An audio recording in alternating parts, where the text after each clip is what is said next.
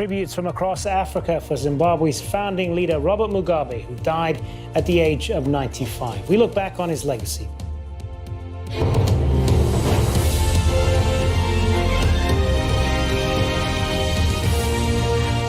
Hello, I'm Hazem Seeker. This is Al Jazeera live from Doha. Also coming up, Hong Kong police respond with tear gas and rubber bullets as protesters force the closure of a train station. They don't want to have an election. They don't want to move this thing forward. Fine. We will get a deal. Britain's Prime Minister continues his push for an election as the opposition says they will seek to prevent the country leaving the EU without a deal. Plus, more on the signs that Donald Trump's trade war with China may be affecting jobs in the US.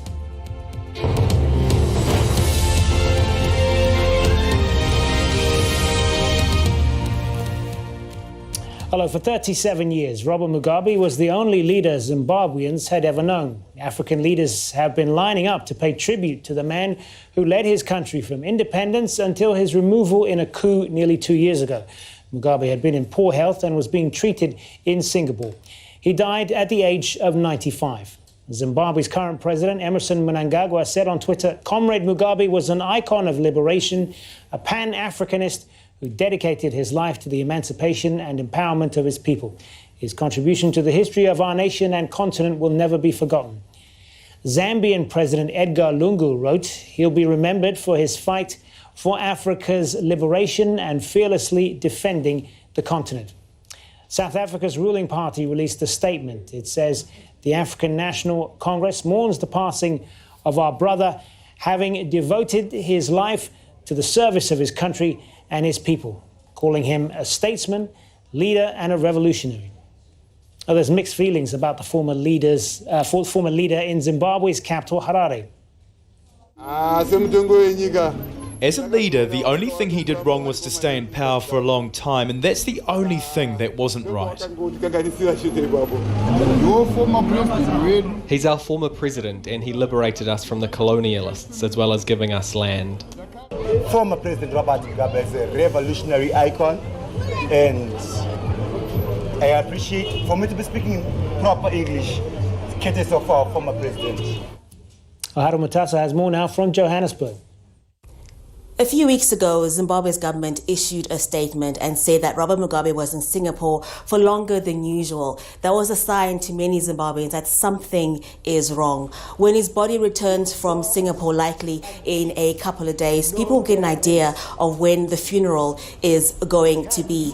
Leaders in the ruling ZANU-PF party say Mugabe was the founder of Zimbabwe. They're going to give him a respectful send-off and a state funeral. What will probably happen is when the body gets back to Zimbabwe, it'll lie in state for a couple of days. He might even do some tours across the country, especially his home village in KwaZulu. After that, he'll be buried at the National Heroes Acre in the capital, Harare. That's where a lot of people who fought in the liberation war, who fought in the war to end white minority rule, have been buried. His gravesite is marked number 1, a sign officials say is a sign of respect. We're also expecting several African leaders to attend the funeral. Remember, in Africa, Mugabe was seen mainly as a liberator. They say he helped end white minority rule. He helped many other African countries gain independence, and he was brave enough to take land from a white minority and give it to black people. He's a hero to some people and he's a villain.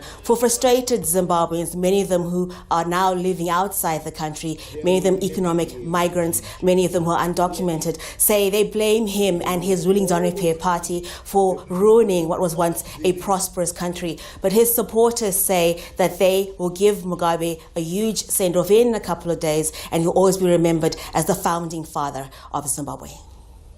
Ohura Abdulhamid has more now on Robert Mugabe's life. The liberator who turned into a tyrant, the man who destroyed a promising country through his determination to cling on to power. Adored by some, but in the end despised by many in Zimbabwe, although widely admired across Africa as a hero who fought colonialism and stood up to the West. 1965, Rhodesia and Ian Smith's white settlers declare independence from Britain, an event that defined Robert Mugabe's life and still haunts his country. the black majority resisted racist rule. In the cities and out in the countryside, where a vicious bush war raged for years. Robert Mugabe, a teacher turned activist, emerged from prison as an articulate leader of the independence struggle. We started the war in order to get our country, and we haven't got our country. They did get their country at Lancaster House in London in 1979. And when Zimbabwe celebrated independence, Mugabe, the overwhelming winner of elections, was in power. And soon showing rival liberation fighters what he'd do to keep it. Matabeleland in the early 80s, the opposition crushed thousands killed in ethnic massacres, atrocities that were barely noticed abroad. They killed the people, they killed the people, they killed women and pregnant women, they just killed those pregnant women. But there was also much to admire: racial reconciliation, education and health for millions of Zimbabweans. Although later the economy declined and the invasions of white farms in the year 2000 were a turning point, this time the world did notice. People said that this was going to happen, it was going to turn into a bloodbath, turn into another Congo. Maybe this is it. We're going to have to get out of here. It was a chaotic, destructive process, but Mugabe said he was correcting an old injustice and in many ways still fighting the old colonial power. The land is ours, we give it to whom we please. It's not the business of Britain, you see, to tell us who to give land and who not. Whether those who are given are members of my party is irrelevant to Britain. By now, opposition was growing. Despite torture, murder and manipulation, many Zimbabweans seemed ready to throw Mugabe out. They had a new hero, Morgan Tsvangirai, who said Robert Mugabe's early achievements will always be overshadowed by the years of oppression. Do we portray him as the great liberator, or do we portray him as somebody who has betrayed the liberation that he fought for? I think the latter will prevail. The two rivals ended up in government together, although Mugabe made sure he kept the real power, and Tsvangirai later returned to opposition, where he would eventually die. Mugabe is constantly showing how hypocritical the West is, and Africa loves that. And it's for that reason that I think Mugabe will be judged ultimately as being a more important figure in Africa than simply a despot. He is a despot, he's a dictator, he's a tyrant, he's any word you want to throw at him, but he's something more than that. He's the wrong messenger with the right message.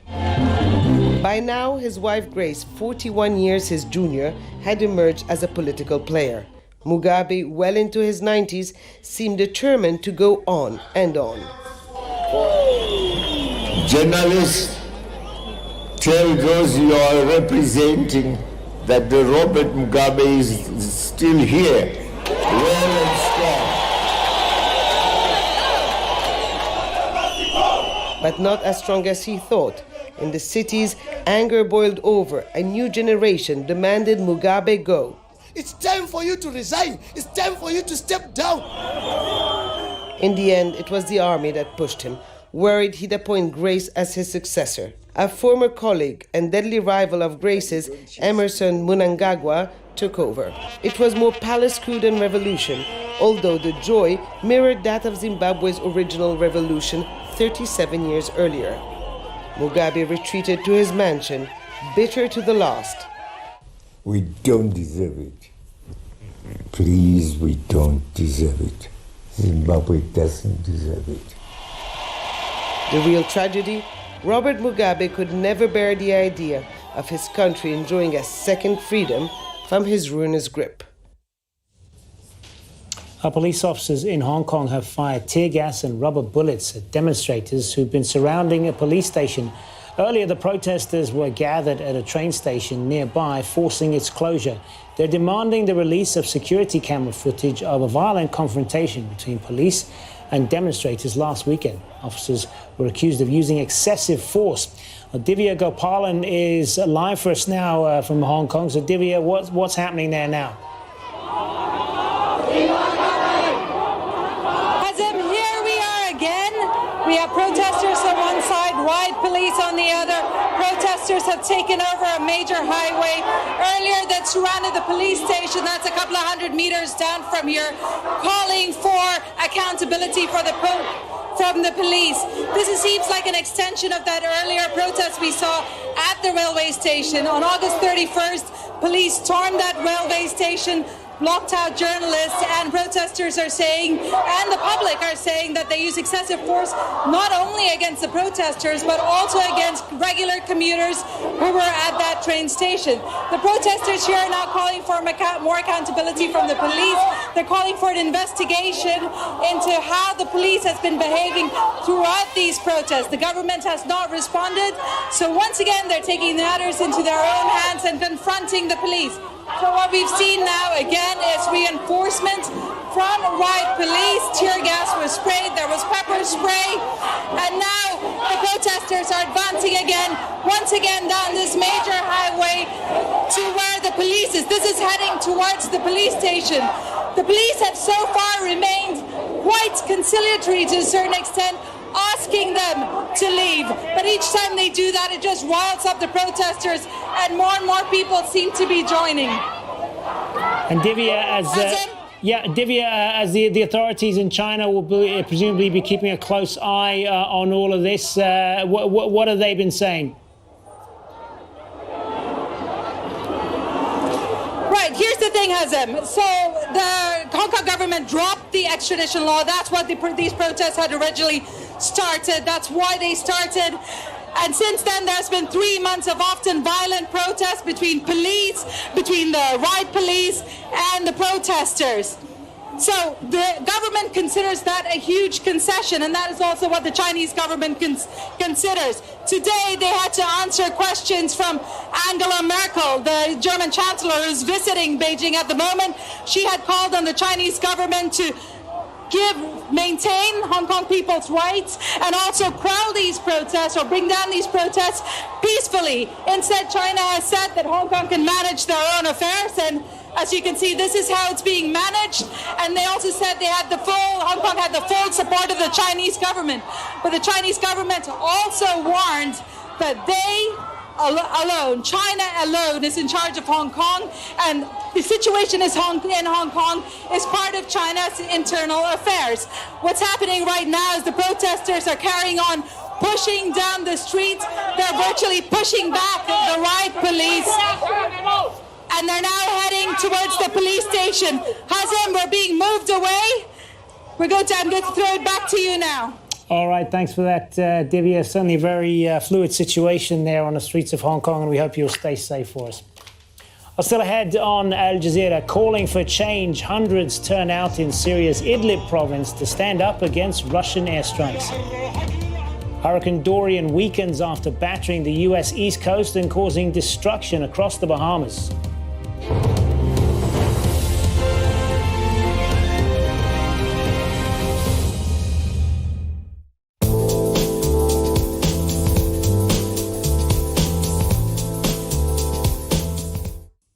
Hello again, it's good to have you back. Well, we have been watching our typhoon Ling Ling make its way towards the north. You can see it on the satellite image there, pushing up through the Ryukyu Islands. It's going to be moving quite quickly. We could be seeing some storm surge across eastern China as well. We're also going to be watching for the possible development as we go from Saturday into Sunday of a new system just to the east of Taiwan. Now, we're going to be seeing some very heavy rain in that area as well. But notice the circulation, if you can see it here on the edge of our map, with the circulation there pushing through the Ryukyu Islands.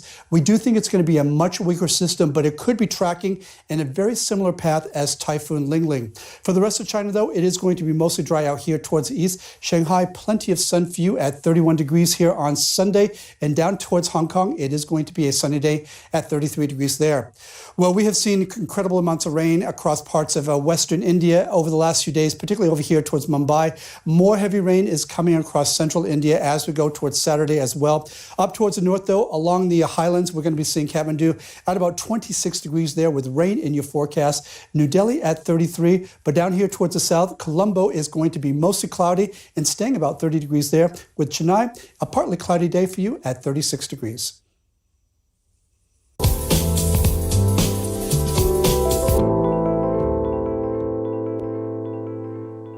This is a dialogue. Would you decide not to have children to save the planet? What's at stake is really human survival. Everyone has a voice.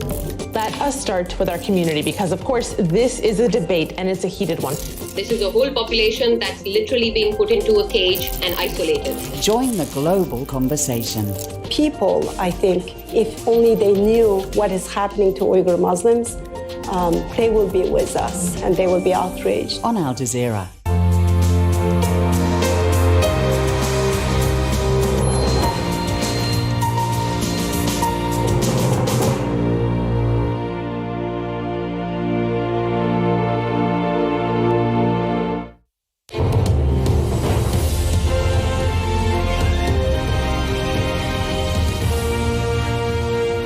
Hello again, you're watching Al Jazeera. A reminder of our top stories this hour. Robert Mugabe, the former president of Zimbabwe, has died at the age of 95. He'd been in poor health in a Singapore hospital. Mugabe had been leader of Zimbabwe for nearly 4 decades before being deposed in a military coup in 2017. Protesters are setting fire to makeshift barricades on the streets of Hong Kong. Police officers had fired tear gas and rubber bullets at demonstrators who were surrounding a police station.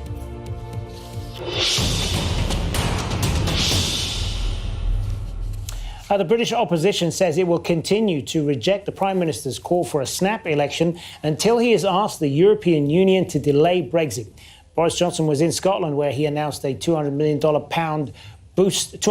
boost for farmers there. A bill requiring Johnson to ask the EU to delay Brexit, preventing a no deal, will likely become law early next week. He was asked if he would choose to resign instead. That is not a hypothesis I'm willing to contemplate. I want us to get this thing done. We don't want to have an election. They don't want to move this thing forward. Fine. We will get a deal on October the 17th, 18th, and then we'll come out of the EU. Nadeem Barber has more from London. Friday, the opposition parties have been talking about what to do about Boris Johnson's aim to try to call a snap general election on October the 15th. He's expected to do that for a second time early next week if the delay bill, the legislation going through the House of Lords to force him to seek an extension and to ward off a no-deal Brexit, if that does actually wrap up on Friday, it's pretty certain that Boris Johnson will try again to trigger a snap general election. And now the opposition are saying that they won't grant him his wish. They want to make sure that there's no way that Britain can be taken out of the EU without a deal on October the 31st. They want to guarantee that either he goes to Brussels and seeks an extension because there's still talk among the opposition that they don't trust him and that he could simply try to ignore that legislation, or they want to force him to resign, which under the law would see perhaps a national unity government formed. Boris Johnson is still insisting that he will get Brexit on time and that he won't be resigning. He's, in the last few hours, said that he hopes to get a deal at the EU summit on October the 17th. But given the fact that the negotiations between Britain and the EU are thought to be basically at a standstill, it's hard to see how that's going to happen. Now, thousands of protesters have turned out in northern Syria to stand against Russian airstrikes. More than 500 people have been killed in Idlib province over the last 4 months. Russian-backed Syrian forces have been trying to capture the country's last rebel-held stronghold. Now, since the offensive began, air raids and fighting have displaced 500,000 people. Protesters have also condemned the international community's silence over the violence. Jamal Shayal has more from Turkey's Hatay province on the Syrian border. For the second week in a row, protests have been held in northern Syria, namely in the areas or the last remaining enclaves held by the rebels, those opposed to the regime of Bashar al-Assad. These protests, although they have been significantly smaller than last Friday's one, continue to be just as loud and clear in their message calling for international intervention to put an end to the continued targeting of civilian areas, namely in Idlib province, as well as the countrysides of Aleppo. And the reason why these protests have been taking place is that since the Sochi agreement that was made several months ago between Russia and Turkey, and obviously with Iranian agreement that some sort of de-escalation zone would be established. Despite this agreement, up until the end of August, more than 1,000 civilians have been killed by the Russians as well as by the regime of Bashar al-Assad. So the Syrian people have been calling on the Turks as well as the international community and those who have been behind these agreements to find some sort of way to put an end to it. This coincides with the increased rhetoric by certain sections of the Turkish political spectrum that has been, quite frankly, anti-Syrian refugee in its nature, has been calling for some sort of a solution to the more than 2 million, possibly even 3 million refugees in Syria. So these protests, albeit not massive in number, but the fact that it is the second week running is significant and will have a lot of people monitoring to see what will develop in the coming days. Thousands of Algerians have taken to the streets to demand an end to the current regime. Algeria has been without an elected president since demonstrators forced former President Abdelaziz Bouteflika to resign in April. Demonstrators want a complete regime change. It is the 29th straight week of protests in the Algerian capital. Sudan has its first female foreign minister. Asma Abdullah is among 4 women included in the cabinet. That is separate from the Sovereign Council that will lead the country until elections within 3 years. Hiba Morgan reports now from the capital, Khartoum. After days of deliberation by the country's prime minister, the names of members for Sudan's first cabinet of ministers appointed since the ousting of longtime President Omar al-Bashir were announced. نبدأ اليوم مرحلة جديدة في تاريخنا. إن أحسننا إدارتها يسمى هذا المرسوم. We start today a new phase for our country. If we manage well, it will pave the way for us to build a Sudan that we are all proud of. The first priority of the transitional government will be ending conflict, and this decree confirms the appointment of ministers for the transitional period. The cabinet, made up of 20 members, includes Sudan's first female foreign minister, along with 3 other female ministers. The Prime Minister said it was a recognition for the role of women in the revolution, which started in December with anti-government protests and led to the overthrow of Bashir by the military in April. He also said that 2 seats in the cabinet will be filled in the coming days, with further consultations needed to ensure representation of every region in the country. The cabinet unveiled by Sudan's Prime Minister will, as per the transitional agreement, implement the vision of the protesters. Those include justice and accountability for the alleged crimes committed by Bashir's government since it came to power in 1989. They're also calling for peace in the conflict zones in the country, but implementing these changes may come with some challenges. Sudan's Revolutionary Front, a coalition of armed groups and a part of the Forces of Freedom and Change coalition that signed the power-sharing agreement in August, had previously expressed reservations over the agreement. It says the deal signed needs to address the core issues of the conflicts and the impact of war. We need refugees to be able to return home, and we need them to be compensated. We want to rebuild Sudan and restructure its economy, and the issue of bringing peace is a long one and will take effort from all the countries, including the international community. And hours before the announcement, protesters took to the streets once again. Hundreds demonstrated in front of the country's High Judiciary Court, urging on an independent judiciary during the transitional period to ensure their demands during the 8-month protests are not forgotten. Today we came out demanding an independent judiciary to represent us and where anyone who turns to it can get their rights, not like the former regime where your rights were oppressed and the judicial system was bribed and politicized. Today we're demanding justice first for those who've been killed. We've gotten the civilian government, but some people gave their lives for it to happen. That shouldn't have been the cost. So those who are responsible for crimes must be tried. That's what I want from the transitional government. The government says it's working to build a new future after 30 years of rule under the former regime and present Sudan in a new light. Protesters are not about to forget what it took to bring about that change. Hiba Morgan, Al Jazeera, Khartoum. Nigerians in South Africa are being offered free flights home. That's after the violent anti-immigrant riots in Johannesburg this week. They targeted and burned several foreign-owned businesses. Protests then took place in Nigeria and Zambia against the attacks in South Africa. Tens of thousands of Nigerians live in South Africa. Hurricane Dorian is battering the east coast of the United States after causing destruction across the Bahamas.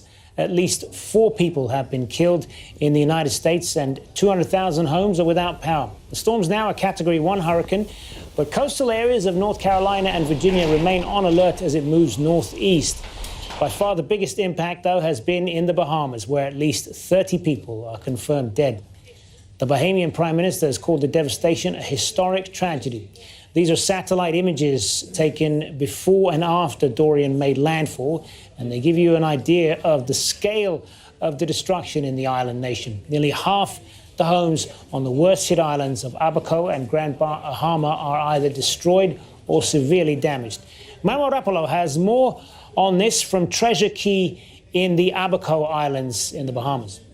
We're on Treasure Key on the island of Abaco, which is one of the northernmost places of the Bahamas and certainly one of the worst hit areas by Hurricane Dorian. Again, this was a Category 5 hurricane, wind gusts upwards of 350 kilometers per hour, and it took 36 hours for that storm to make it across Abaco, make it across Grand Bahama. I want to give you a sense of where we are right now. We're sitting right on the tarmac of an airstrip that was just cleared only a few days ago on Wednesday. So airplanes are just now starting to arrive to evacuate people off of this island. We visited Marsh Harbor, which is just about an hour east of here, and it's absolute devastation. It's about as bad as hurricane damage gets. It's an estimated upwards of 13,000 homes that were completely destroyed. So what we're seeing here, you can see behind me, these are rescue teams that have just arrived on the island of Treasure Key. There are people behind those rescue teams that are waiting for their turn. Many of them slept here on the tarmac last night. They're waiting for their turn, for their opportunity to get a flight. And even though there are concerns that there will be shortages of food, shortages of medicine, as well as shortages of water, the main priority right now, apart from search and rescue for the people that are still unaccounted for, the main priority is just getting these hundreds of people off of this island, many of them desperate to get off the island. Leaders of Colombia, Peru and Ecuador are meeting to coordinate efforts to stop the record number of fires in the Amazon rainforest. Brazilian President Jair Bolsonaro will join by video conference, and many have blamed his policies for the problem. Bolsonaro deployed 44,000 troops to help, but turned down funding from G7 leaders, saying it would turn Brazil into a colony. The U.S. economy added 130,000 jobs last month. That's fewer than expected.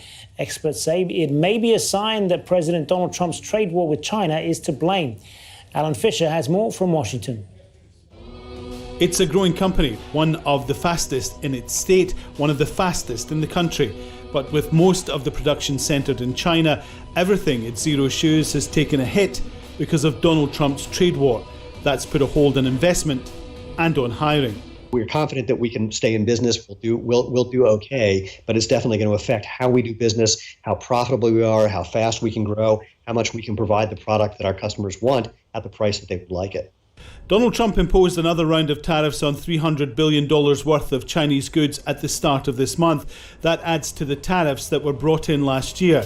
The president believes a deal with China is close, but he said that before. They had the worst year in over 50. They had a year that was a disaster for them. Millions of jobs have been lost. Their supply chain has been destroyed or soon to be destroyed. I don't think they can continue onward like that. One California surfboard maker supports the president. He's been losing out to cheaper Chinese boards. I'm a proponent for as high as possible because then it becomes competitive for me. The new jobs figure doesn't fully measure the impact of the trade war, but it comes as an official report reveals the US created 500,000 fewer jobs in the past 18 months than previously reported. Donald Trump sees short-term pain for long-term gain, believing he's going to kickstart American manufacturing. Unlikely, says Stephen Sashin. We would love to be able to manufacture domestically, but it's literally not possible for us to make our shoes domestically in the same way that it's literally not possible to find a domestic version of the devices that you and I are using to speak, our computers and our cell phones. The infrastructure just currently doesn't exist to allow us to move back to America. Donald Trump says trade wars are quick and easy to win. He has to make that true if he wants to take a strong economy into the 2020 presidential election. Alan Fisher, Al Jazeera, Washington.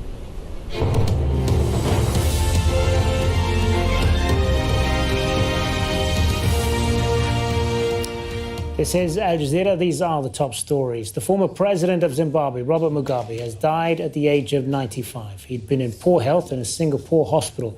Mugabe led the country for 37 years before he was removed in a military coup in 2017. Haru Matasa has more from Johannesburg. People praised him for trying to roll out healthcare to poor black Zimbabweans. He was a teacher, and when he came into power in 1980, he really tried to make sure as many black people as possible got a good education, which is why some people in Africa still say Zimbabwe has one of the highest literacy rates on the continent. And he's also credited for taking land from a white minority and giving it to blacks. But then his critics say something went wrong. The land that was taken, a lot of it is alleged to have gone to senior ruling official parties, some of his friends, some of his family and children. It's also alleged that he presided over decades of corruption in state structures. And some people also say he was behind a lot of the alleged abductions and alleged human rights abuses. And of course, the biggest thing is that a lot of people blame him for ruining what was once a prosperous economy. The British opposition says it will continue to reject the Prime Minister's call for a snap election until he has asked the European Union to delay Brexit. Boris Johnson was in Scotland, where he had announced a £200 million boost for farmers there. A bill requiring Johnson to ask the EU to delay Brexit, preventing a no deal, will likely become law early next week. He was asked if he'd choose to resign instead. That is not a hypothesis I'm willing to contemplate. I want us to get this thing done. They don't want to have an election. They don't want to move this thing forward. Fine. We will get a deal on October the 17th, 18th, and then we'll come out of the EU. Police officers in Hong Kong have fired tear gas and rubber bullets at demonstrators who had been surrounding a police station. Earlier, the protesters were gathered at a train station nearby, forcing its closure. They're demanding the release of security camera footage of a violent confrontation which took place between police and demonstrators last weekend. Officers were accused of using excessive force in that. Those are the headlines. The stream is next. Are your voices in the sewer? You know, from the drain. What kind of voices? It's like a clown. September 6th. You haven't changed anything yet. You haven't changed who you've chosen. You lied and I died! You lied and I died! It, Chapter 2, rated R.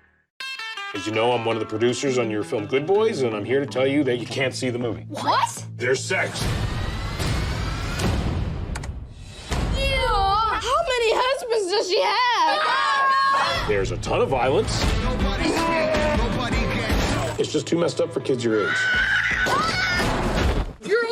Oh, hell no. And even though you can do it, you can't watch yourselves do it. What if we just did a family-friendly version of Good Boys? That would be 4 seconds long.